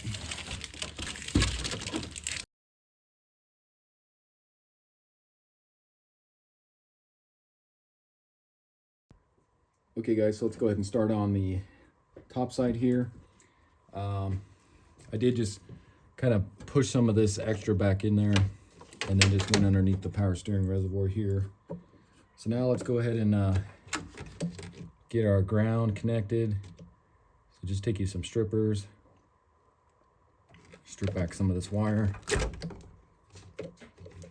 and then go ahead and take your eyelet they supply you with, stick that in there along with some crimpers,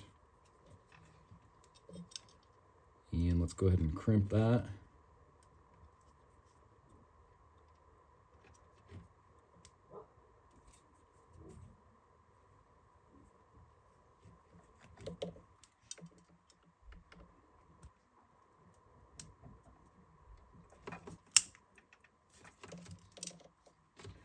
Get that nice and crimped so it ain't gonna come off. And then, like I said, I'm gonna go off of that one there. So grab an 8mm. And you may need to just move the power steering reservoir out of the way to get to that one.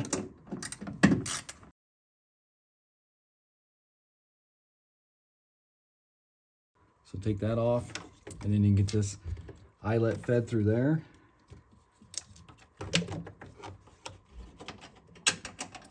And then go ahead and stick that back on and tighten that down.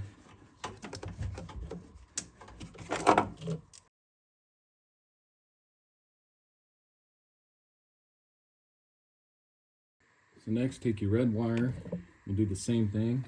Go ahead and cut off some of that for the eyelet.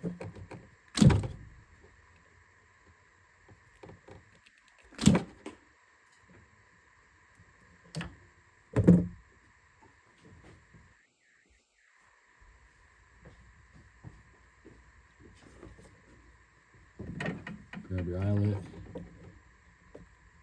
stick that through. Go ahead and crimp that one.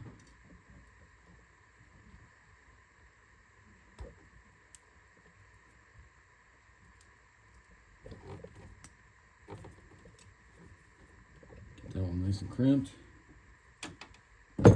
Grab a 10mm. Go ahead and pull this off here, this nut off your battery cable.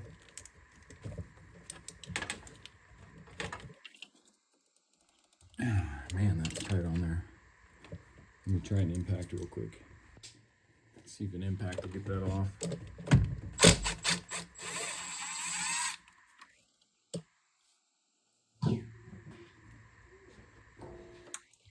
So pull that off. And you can put this one either under or over. I'll probably go under, since that's a pretty big eyelet on there. And let me just route this a little bit here.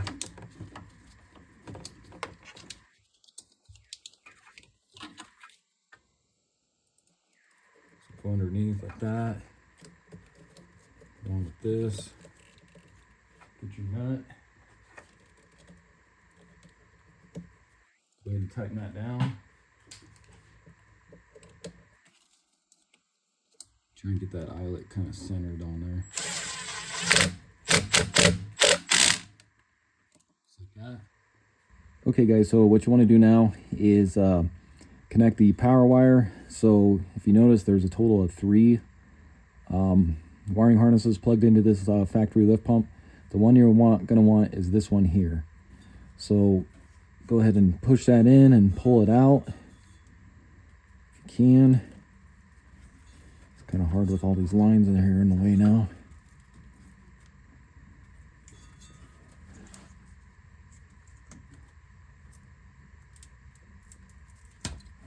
Okay.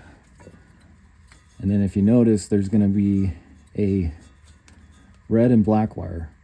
So what we're going to do is we're going to cut this open, and then we're going to use this red wire. It's kind of a red pinkish, just a little faded out there. So let me get a knife and we'll open this up, and then we'll cut that wire and splice into it. So just go ahead and use a razor or something, kind of cut this back, expose that red wire a little better here. And watch your eyes, there's a lot of dirt and debris in here.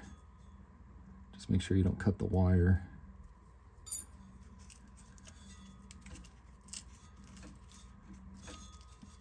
So just kind of expose that.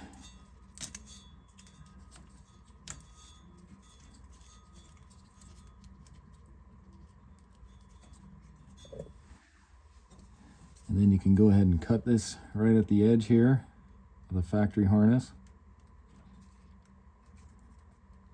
And these aren't the sharpest. Let me grab some better cutters. Go ahead and cut that off.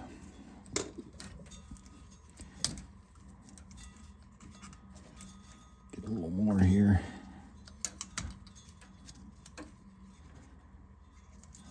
And then you go ahead and strip that back.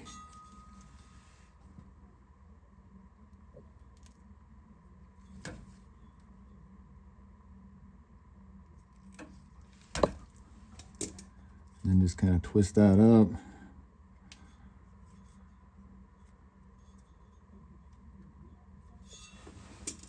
And then you will need a butt connector, which of course they don't supply you with because they don't want you doing it this way. Let me grab one of those.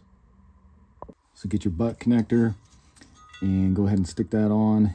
And this might be a little too long here. So let me just cut off some of this excess wire here.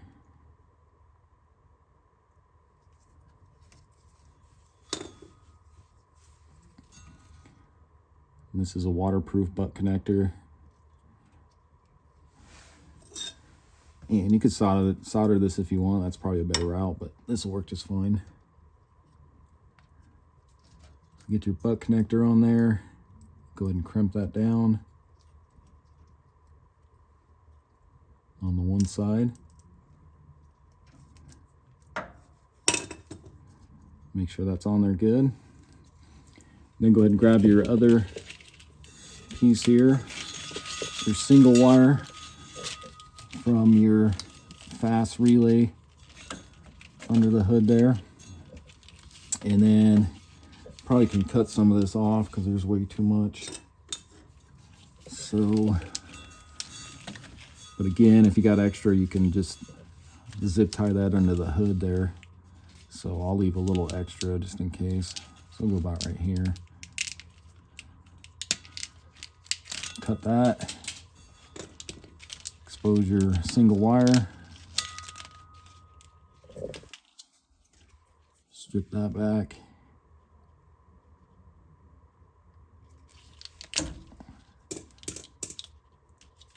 And you can stick that in the other end and go ahead and crimp that down.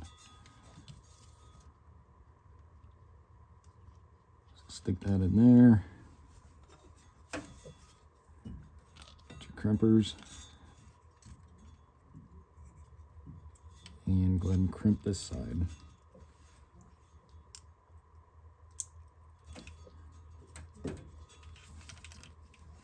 Just like that. And see that looks good. It's not going anywhere. And then these are heat shrink ones. So if you take a lighter or a heat gun and then just go ahead and burn the ends of these, it'll shrink around to the wire, not allowing any moisture to get in.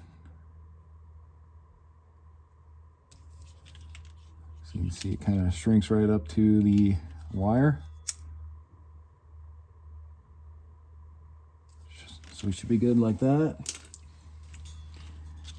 And go ahead and get this back around. If you want, you can use some electrical tape around all this too.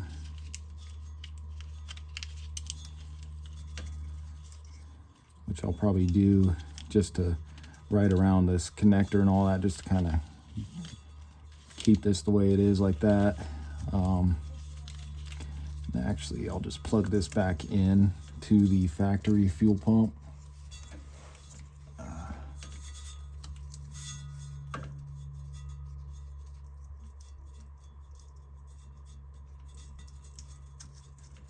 Just to kind of hold it there.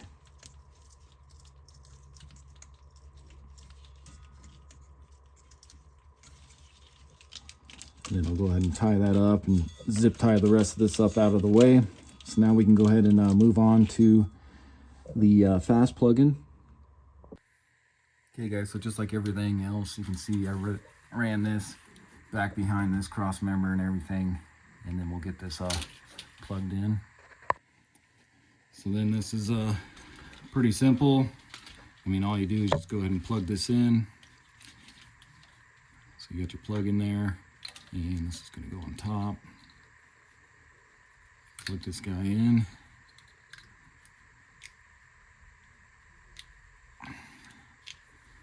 Make sure that gets in there all the way.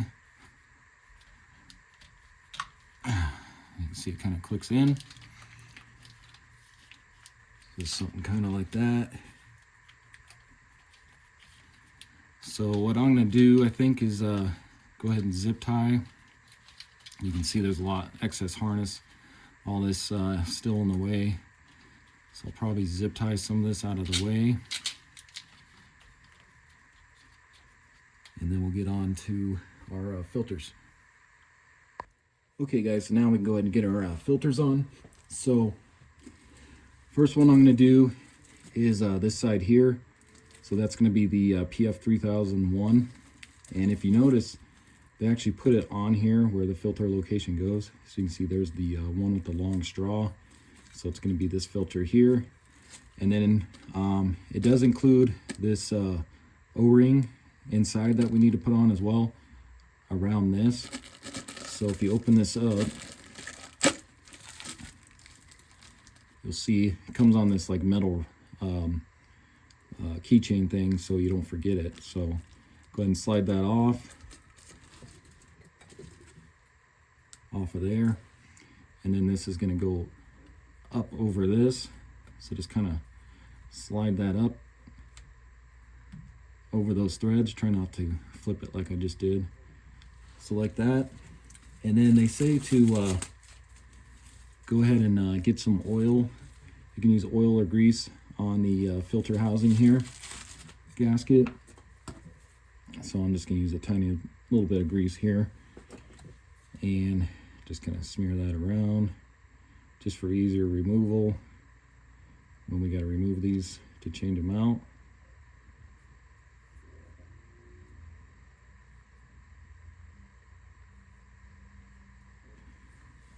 So like that.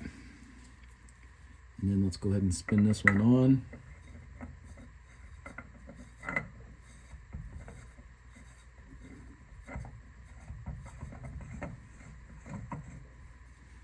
Then just go ahead and get that one tightened by hand.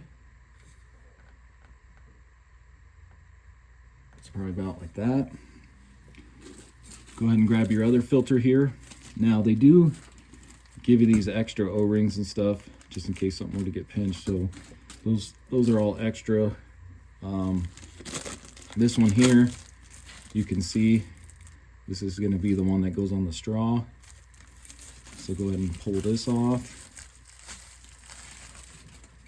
Same thing, you're going to lubricate this one, but on this one we are not going to tighten fully because we need to leave this one loose, because once we go to start it, we're going to use this one to prime it. So with this one loose and you turn the key, you'll come back down here and you'll hear this kind of change tone. Once that's changed to a different tone, that's when you can tighten this fully. So this one we're just going to put a little grease on. And again, we'll go ahead and just screw this on.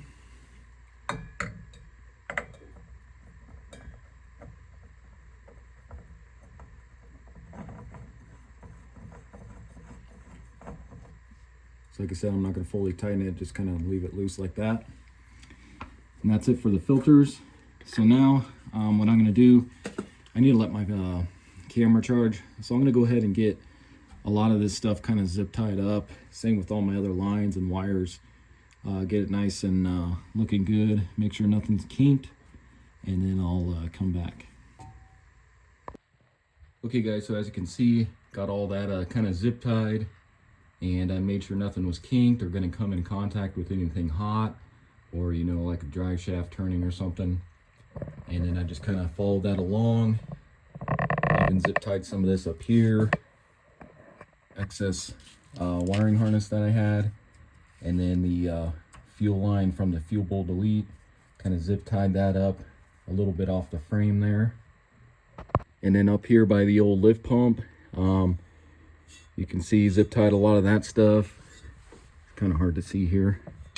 Some of this stuff here, and I was able to shove that fuel bowl delete line back underneath the original lift pump there.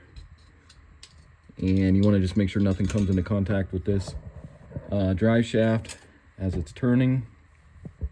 Follow that along. You can see went ahead and zip tied some of the wiring harness going up to the relay, and then our fuel lines going right through here. Zip tied those because you want to make sure those are zip tied down away from this hot exhaust manifold, so make sure that doesn't come in contact with that. And then I'll go up top there real quick and go over that, and then we should be done with the Fass. And then coming along up here, you can see got my blue zip ties there. Just zip tying that to the old fuel lines. You can see the old fuel lines there. I'm just going to leave those intact for right now. I might remove them later along with the factory lift pump. Just want to get this done. And then of course coming up here, you can see zip tied right there, going to my fuel bowl delete, and then also the fuel pressure regulator there, the return. So I think it came out pretty good. And then also back along here, you can see the wiring harness there came up, kind of tidied this up a little bit, and then of course going to our relay there.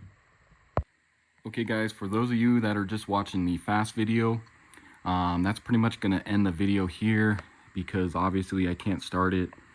I got quite a bit to do under the hood still before I can even start this from the whole rebuild. Plus there's no oil pressure or anything with the new injectors, oil pump, all that. It's going to take a while and a lot of cranking to get the oil pressure to build up to even fire this guy up. So like I said, I'm going to end the video here just for the Fass one install.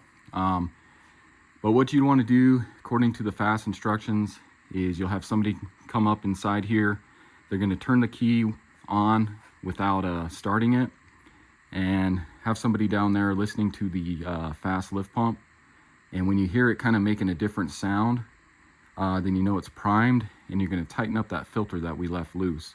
You're just going to get that hand tight, and then you're going to go ahead and turn the key off, and you'll want to cycle that key probably a minimum of 10 times without starting it, just to get that fuel pressure built up and all the air out and everything going up to the engine there.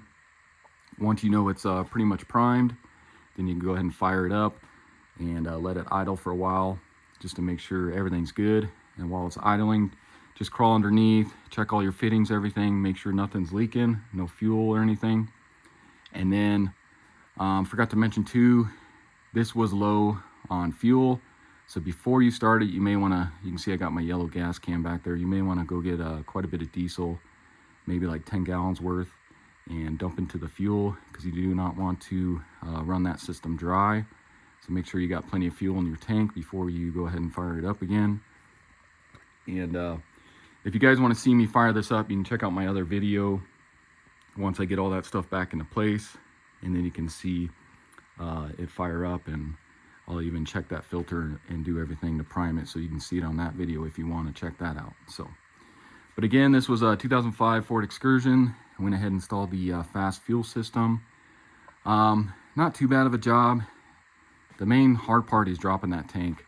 I know Beans Diesel makes a sump you can use, but the problem with the Excursion is it has that huge metal skid plate on the fuel tank, so you'd have to pretty much cut a hole in that skid plate, and then you could put the sump under there if you wanted to and run your lines. That would be a lot easier, but then you got to fabricate a hole for the sump on that skid plate. But anyways, hopefully this video helps you out. If it does, why don't you subscribe to my channel, check out all my other videos. Got a lot on this. Like I said, did a full rebuild and added a bunch of upgrades and everything to that. Pulled the whole engine, so if you guys are interested in those videos, check those out once I get them uploaded. And I'll see you next time. Thanks for watching.